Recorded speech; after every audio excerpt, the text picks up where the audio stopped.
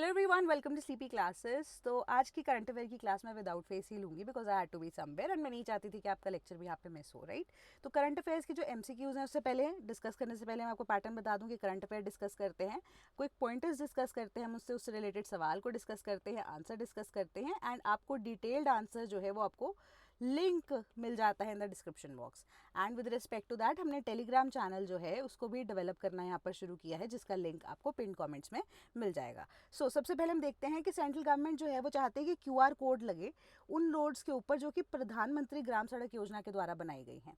ठीक है, सो क्यों? ताकि सिटीजन्स का फीडबैक लिया जा सके। सो इससे हम क्या इम्प्लाई कर सकते हैं? बेसिक रीजन यही है कि ग्राम सड़क योजना एक्चुअली में है क्या, उसके बारे में पता होना चाहिए। So let's discuss about that कि 2000 यानी कि फॉर द ईयर 2000 जब अटल बिहारी वाजपेयी जी प्रधानमंत्री थे तब उन्होंने ये प्रधानमंत्री ग्राम सड़क योजना को लॉन्च किया था, प्रोग्राम को। एंड इन द ईयर 2013 इसका सेकेंड फेज जो है उसको भी शुरू किया गया। एंड 2016 में लेफ्ट विंग एक्सट्रीमिज्म जहाँ पे एग्जिस्ट करती है उन स्टेट्स में वहाँ पर जो ये सड़क है इन द रूरल एरियाज वहाँ पे शुरू कर दी गई थी। इन द ईयर ऑफ 2019 इसका थर्ड फेज शुरू हुआ एंड 2024 के अंदर देखिए तो ऑल वेदर कनेक्टिविटी वाली रोड्स बनाए जाने के लिए सरकार ने यहाँ पर बोला है एंड इनिशिएटिव्स लिए। तो एक सेंट्रली स्पॉन्सर्ड स्कीम है। अब सेंट्रली स्पॉन्सर्ड स्कीम के बेसिस पे क्या होता है कि सरकार पैसा देती है, यानी कि स्प्लिट होता है स्टेट्स एंड सेंट्रल गवर्नमेंट के बीच में। तो ये 60-40 का रेशो है विद नॉर्मल स्टेट्स। तो बाकी नॉर्थ ईस्टर्न स्टेट्स या हिली स्टेट्स को लेकर ये रेशो जो है वो डिपेंडेंट रहता है। सो अब जो national rural infrastructure development agency है वो एक तरह से आप कह सकते हो कि इंस्पेक्शन का या एक तरह से इसकी जो हमारा काम होता है विद रिस्पेक्ट टू टेक्निकलिटी, ठीक है, ये टेक्निकलिटी वाला काम वही करते हैं। सो इसी के रिगार्डिंग हम उन्होंने बोला है कि क्यूआर कोड जो डेवलप सेंट्रल गवर्नमेंट ने बोला है वो NRIDA ही करेगी, ताकि जो रूरल एरियाज के अंदर एक्चुअली में काम हो रहा है वो सड़क की हालात क्या है टाइमली फीडबैक लिया जा सके। ठीक है, तो जब भी कोई सड़क बनती है तो कॉन्ट्रैक्टर के पास यहाँ पर टाइम पीरियड होता है 5 ईयर्स का कि वो रोड को मेंटेन करेगा आफ्टर मेकिंग इट। ठीक है, so with respect to that ई-मार्क करके एक पोर्टल है सेंट्रल गवर्नमेंट का, जहाँ पे अब कॉन्ट्रैक्टर अपनी पेमेंट डालता रहता है बिल्स के साथ एंड अकॉर्डिंगली वो क्लियर होता रहता है। तो सवाल देख लेते हैं कि Pradhan Mantri Gram Sadak Yojana phase 1 was launched in the year 2006। Ministry of roads is the nodal agency of Pradhan Mantri Gram Sadak Yojana. Which of the following statements is are correct? तो इसका करेक्ट आंसर है option number D, none of the statements are correct. कि Pradhan Mantri Gram Sadak Yojana phase 1 में आपको बता चुकी हूँ year 2000 में लॉन्च हुआ था and ministry of rural development nodal agency है। ठीक है, सो उसी के रिगार्डिंग ये आंसर था। सो नेक्स्ट अब हमारा है कि about are Israel's air strikes और Iran within the legal bounds. तो एक्चुअली में जो ईरान के ऊपर एयर स्ट्राइक्स कर रहा है इसराइल, क्या वो लीगैलिटी या इंटरनेशनल लॉ में कहीं पर रिकग्नाइज्ड है? तो यहाँ पर ना दो स्कूल ऑफ थॉट है। तो दो स्कूल ऑफ थॉट में दो डिफरेंट चीज़ें बोली गई हैं। एक इंटरनेशनल लॉ को यहाँ पर देख रहे हैं जो कि अब यूनाइटेड नेशंस के अंडर हमें आइडिया दे रहा है सेल्फ डिफेंस वाला। बट अगर हम बात कर रहे हैं विद रिस्पेक्ट टू हमारी जो ओल्ड कन्वेंशन होती हैं उसके अकॉर्डिंगली अगर हम देखते हैं तो that thing is also justified. तो सेल्फ डिफेंस के बेसिस पे देखें तो जस्टिफाइड यहाँ पे नहीं बन रहा है क्योंकि अटैक नहीं हुआ है। एक है हमारा जो सेकेंड जो कन्वेंशन जिसको हम बोल रहे हैं, कन्वेंशन के बेसिस पे चले तो वहाँ पर आपको अगर लग रहा है कि प्रॉबेबल कॉज है तो आप अटैक कर सकते हो। ठीक है, सो इसी के रिगार्डिंग एज अ थ्रेट जब आप किसी को रिकोगनाइज करते हो तो वहाँ पर वो लीगैलिटी यहाँ पर आ जाती है। ठीक है, सो अब देखते हैं उसको इन डिटेल की क्या है। तो जो नाम है जस्ट एड बेलम, जस्ट एड बेलम मीन्स कि आप खुद से यहाँ पर लड़ाई नहीं करेंगे कि जो लड़ाई है या वॉर है should be the last resort, right. And Caroline test जो है अब 1837 में किया गया था। एक कैरोलिन करके शिप थी यूएसए की जिसमें या जिसके ऊपर या यूएसए के ऊपर अटैक कर दिया गया था, किसके द्वारा? ब्रिटेन के द्वारा। ठीक है, जस्ट बिकॉज कि ब्रिटेन को ये एक थ्रेट लग रहा था कि यूएस से अटैक कर देगा ऑन कनाडा जो कि एक कॉलोनी थी ऑफ द ब्रिटिशर्स। ठीक है, तो जस्ट एट बेलम के बेसिस पे कैरोलिन टेस्ट ये कहता है एंड वो ये बोल रहे हैं कि किसी तरीके से अब आप नहीं मान सकते इस चीज़ को कि वो आप कि जस्ट बिकॉज आपको वो थ्रेट लग रहा है तो आप अटैक नहीं कर सकते। ठीक है, अब ये जो कन्वेंशन है या जो जस्ट एट बेलम है ये हमें यूनाइटेड नेशंस में बताया गया है, चार्टर के बीच में रिकग्नाइज्ड है। ठीक है, अब जो सेकंड स्कूल ऑफ थॉट है वो ये बोल रहा है कि एक्चुअली में लड़ाई चल ही रही है इतने टाइम से। क्यों? क्योंकि गाजा स्ट्रिप में जो हमास है, हजबुल्ला है लेबनान में, या हुदीज हैं जो भी रिबेल्स हैं यमन के अंदर, वो एक तरह से प्रॉक्सीज हैं ईरान के। ईरान के कहने पे ही तो ये काम कर रहे हैं। तो अब फॉर एग्जांपल निकारागुआ टेस्ट जो है, निकारागुआ टेस्ट के बेसिस पे अब निकारागुआ के अंदर जो मिलिट्री थी या एक स्पेसिफिक मिलिट्री ग्रुप था जो कि रिबेल था, ठीक है, उसका सपोर्ट अब यूएसए ने दिया था। So with respect to that अगर ऐसी सिचुएशन आ जाती है कि किसी और कंट्री की बात सुन रही है कोई और कंट्री का मिलिट्री ग्रुप, तो जो कंट्री को वो मिलिट्री ग्रुप यहाँ पर बिलोंग करता है अगर उन्हीं के वो कंट्रोल में नहीं है तो भी जो कंट्री है, जो बेस कंट्री है जिसका वो मिलिट्री ग्रुप है, वही लाइबल होना चाहिए, ठीक है। सो इसी के बेसिस पे यहाँ पर बोला गया कि निकारागुआ टेस्ट ये कहता है। तो दो स्कूल ऑफ थॉट के बेसिस पे माना जाता है कि एक बोल रहा है कि नहीं कि ये सेल्फ डिफेंस का बेसिस है या अगर आपको थ्रेट भी लग रहा है दैट इज करेक्ट, ठीक है। तो निकारागुआ टेस्ट कि अब खुद में ही घर पे ही बैठे अगर ईरानी लोग तंग कर रहे हैं या हमास जो है वो तंग कर रहे हैं इसराइल को, इसराइल के अंदर ही बैठ के, तो they have the right to strike back, ठीक है। एंड ईरान के कहने पे हो रहा है तो they have the right to strike Iran, ठीक है। सो इसी के बेसिस पे ये डिसीजंस लिए जा रहे हैं। सो नेक्स्ट अगर हम देखें तो सवाल क्या है, which of the following does not fall around Nicaragua, Honduras, Mexico, Costa Rica, Pacific Ocean. So इसका करेक्ट आंसर है option number B, that is Mexico. तो मेक्सिको देख लीजिए आप यहाँ पर है एंड निकारागुआ यहाँ पे है, इसके आसपास होंडुरास है, देन पैसिफिक ओशन है, कैरेबियन सी भी है, ठीक है, पनामा कैनाल, कोस्टा रिका। तो ये सारी जो एरियाज है ये मैप से इसको थोड़ा सा ध्यान में दे देना। तो निकारागुआ एक्चुअली में है कहाँ पे, मैं आपको सिर्फ वही प्लेस बताना चाहती थी, ठीक है। सो नेक्स्ट हमारे पास है कि how India added more than 3500 kilometres to its coast line. So इसी से रिगार्डिंग अगर हम आप सवाल देखते हैं कि कोस्ट लाइन को ऐड करते हुए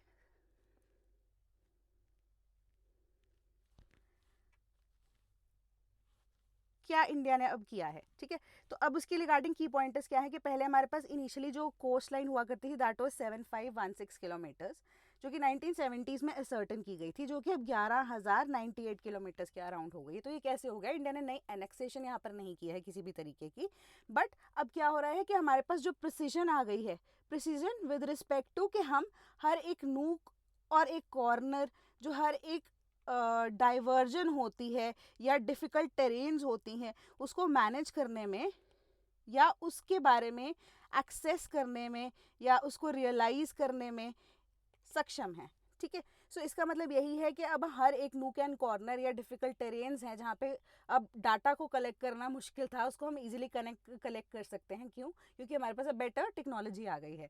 सो पहले जो मैप यूज़ किया जाता था वो 1:45 lakhs जो हमारा स्केल है उसके बेसिस पे यूज़ किया जाता था। तो जितना बड़ा स्केल उतनी ज़्यादा हमारे पास डिटेल्स कम, ठीक है। तो अब स्मॉलर स्केल है वो 1:2,50,000 के बेसिस पे काम करता है। तो अब हमारे पास हायर रेजोल्यूशन डेटा है एंड कोस्टल जोन रेगुलेशंस के बेसिस पे हम देख सकते हैं कि हमारे पास जो ऑन शोर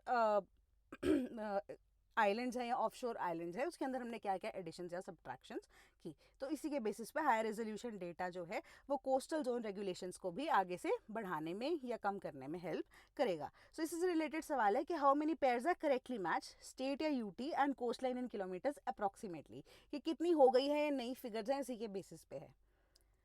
Andaman Nicobar 3100 kilometres approximately, Goa 194 kilometres approximately, Andhra Pradesh 1100 kilometres approximately. How many pairs are correctly matched? तो इसका करेक्ट आंसर है ऑप्शन नंबर सी के सारे पेयर्स यहाँ करेक्टली मैच्ड हैं। आपको इन डिटेल ये बताया गया है, सोर्स है ministry of port shipping and waterways, ठीक है। सो ये अब एक तरह से सवाल आपसे ऐसे नहीं पूछा जाएगा यूपीएससी के अंदर, यहाँ पे आपको हो सकता है कि असेंडिंग या डिसेंडिंग ऑर्डर में बोला जाए कि आप करो, ठीक है, इसको अरेंज। देन नेक्स्ट है कि नॉलेज नगेट्स हमने देखा कि पीएम जनमन एंड धरती आबा की ट्राइबल वेलफेयर स्कीम सरकार ने यूपीएससी के लिए यहाँ पर इंपॉर्टेंट है, ठीक है। तो इसके अंदर आपको धरती आबा क्या है उसके बारे में पता होना चाहिए, पीएम जनमन क्या है उसके बारे में पता होना चाहिए, ट्राइबल वेलफेयर के लिए क्या है। तो मिनिस्ट्री ऑफ ट्राइबल अफेयर्स ने ना धरती आबा जन भागीदारी अभियान को शुरू किया है, जिसके अंदर 500 विलेजेस, जिसके अंदर अगेन 1 लाख ट्राइबल एरियाज जो हैं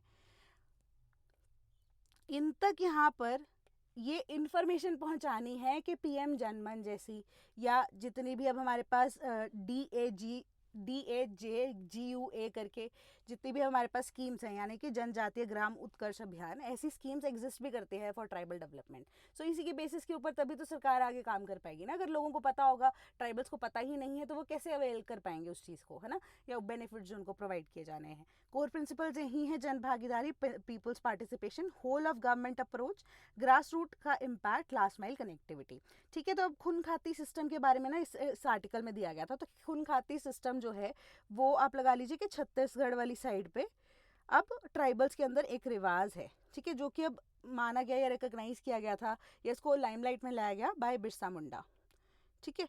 सो अब इसके अकॉर्डिंगली कोई भी अगर ट्राइबल सन किसी भी फॉरेस्ट एरिया को क्लियर करके उसको कल्चरेबल एग्रीकल्चरल लैंड के अंदर कन्वर्ट कर देता था, ठीक है, अपनी मेहनत से, तो उसको खूनखाती सिस्टम के अंडर रिकॉग्नाइज किया जाता था या उसको एक तरह से रिवॉर्ड किया जाता था या उसकी इज्जत बढ़ जाया करती थी।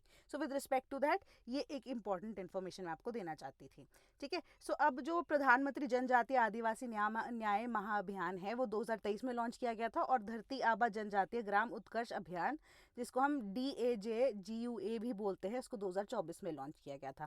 तो मेरा सवाल अब आपसे यही है कि कमेंट बॉक्स में मुझे बताएंगे कि दोनों में से कौन सी ऐसी स्कीम थी PM जनमन में से एंड DAJGUA में से कि जो अब 2 अक्टूबर को लॉन्च हुई थी। साल कोई भी हो सकता है, ठीक है, यानी कि महात्मा गांधी जी के जन्मदिन पर लॉन्च हुई थी। सो नेक्स्ट अब हमारा इससे रिलेटेड सवाल क्या है कि विच of the following is not a core principle of धरती आबा जन भागीदारी अभियान। सो बेसिक्स आंसर है ऑलरेडी मैं आपको डिस्कस कर चुकी हूँ पिछली स्लाइड में, तो इसका करेक्ट आंसर है option number D, none of the above, के तीनों ही इसके अब कोर प्रिंसिपल्स हैं, ठीक है, ये मैं आपको बता चुकी हूँ। तो हैबिटेशन 500 डिस्ट्रिक्ट्स के अंदर कवर करेगा 1 लाख ट्राइबल डोमिनेटेड विलेजेस को एंड हैबिटेट्स को आउटरीच बढ़ाने के लिए, ताकि सैचुरेशन कैंप्स में यहाँ पर लोग आ सकें, राइट। सो अब बांग्लादेश, पाकिस्तान, चाइना ने inaugural trilateral foreign office discussion की है। अब ये तीनों तो डिस्कस कर ही रहे थे साइमल्टेनियसली, बांग्लादेश जो है ना अब USA के साथ भी मीटिंग कर रहा था टैरिफ्स को लेकर, ठीक है। सो अब तीनों का बेसिकली कुछ कहना इतना है नहीं है, तीनों नेशंस की जो ट्राइलेटरल एग्रीमेंट है USA और बांग्लादेश के बीच में जो एक्सपेक्टेड बायलेटरल एग्रीमेंट है उसके बेसिस पे सिर्फ और सिर्फ एक ही चीज़ निकल के सामने आती है कि पहला कि जो ये ट्राइलेटरल एग्रीमेंट है ये इंडिया को यहाँ पर काउंटर करने के लिए किया जा रहा है and with respect to north east किया जा रहा है। तो बांग्लादेश की तरफ से स्टेटमेंट ये आई थी कि चाइना, जो बांग्लादेश के पास नेचुरल रिसोर्सेज है ना, कि वो सिर्फ और सिर्फ अब उसका रखवाला है, ठीक है, तो वो उसका रखवाला है, तो एज अ रिजल्ट उसका एक्चुअल में जो मालिक है वो कौन है, वो चाइना है। That was Bangladesh statement. And अब इन सभी नेशंस का इंटरेस्ट, भी चाइना, USA एंड जो बांग्लादेश है वो कहाँ पे है, अब म्यांमार के अंदर है, म्यांमार की रखाइन स्टेट के अंदर है। क्यों? क्योंकि अब रोहिंग्यास का इशू है, रोहिंग्यास के इशू के लिए अब USA जो है ना वो भी म्यांमार के साथ मिलकर या बांग्लादेश के साथ मिलकर यहाँ पे ह्यूमैनिटेरियन कॉरिडोर उसको भी बना रहा है, ताकि इजीली जो रोहिंग्यास हैं वो वापस से म्यांमार जा सकें, ठीक है। पहली चीज़ ये है। दूसरी चीज़ ये है, आपको अगर याद होगा कि चाइना जो है अब मिलिट्री वहाँ पे काफ़ी ज़्यादा डिप्लॉय कर दी म्यांमार के अंदर, या लोकल्स के साथ मिलकर, जो लोकल एडमिनिस्ट्रेशन है उसके साथ मिलकर वो बहुत ज़्यादा एग्रेसिव हुए हुए हैं। क्यों? क्योंकि the presence of rare earth metals, ठीक है, वहाँ पर है। तो जहाँ पर भी प्रेजेंस ज़्यादा होगी वहाँ पे जो पावरफुल नेशंस हैं वो अपना जो दबदबा है वो बनाकर रखेंगे। सो नेक्स्ट अब हमारे पास क्या है, न्यूज़ देखते हैं कि सवाल देखते हैं, विच of the following countries does not border Myanmar, Vietnam, Laos, Thailand and Bangladesh. तो इसका करेक्ट आंसर है option number A. Option number A है हमारा, दैट इज वियतनाम, राइट। तो यहाँ पर वियतनाम बॉर्डर नहीं करता है, लाओस करता है म्यांमार को बॉर्डर, थाईलैंड करता है एंड बांग्लादेश करता है, इंडिया करता है, चाइना करता है, ठीक है, इसके अलावा कंबोडिया भी नहीं करता।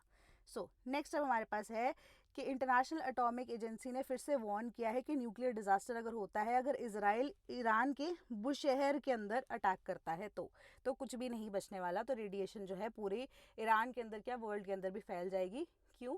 क्योंकि it was a newly developed, कह सकते हो या एशिया का सबसे पहला ऐसा न्यूक्लियर रिएक्टर जो कि इलेक्ट्रिसिटी प्रोवाइड कर रहा है, तो इलेक्ट्रिसिटी प्रोवाइड कर रहा है बट उसके अंदर इतने ज़्यादा किलोग्राम्स में न्यूक्लियर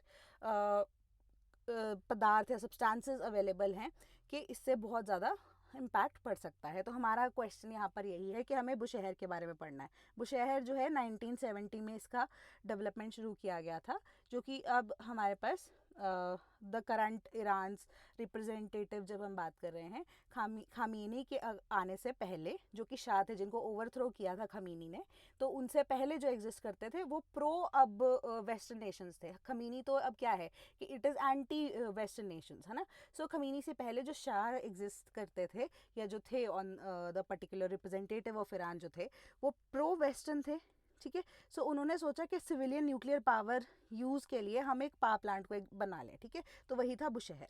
सो उसके अकॉर्डिंगली अब माना जा रहा है कि IAEA बोल रहा है कि अगर यहाँ पे किसी भी तरीके से इसराइल ने अटैक कर दिया, सो उसके रिगार्डिंग अब क्या होगा कि रिलीज़ होगी बहुत ज़्यादा रेडिएशंस। सो अब लोगों को क्या करना पड़ेगा, आयोडीन को कंज्यूम करना पड़ेगा इन दैट सिचुएशन, जिसके अगर डिटेल में मैं बताऊं तो पोटाशियम आयोडाइड की बात कर रहे थे वो, ठीक है।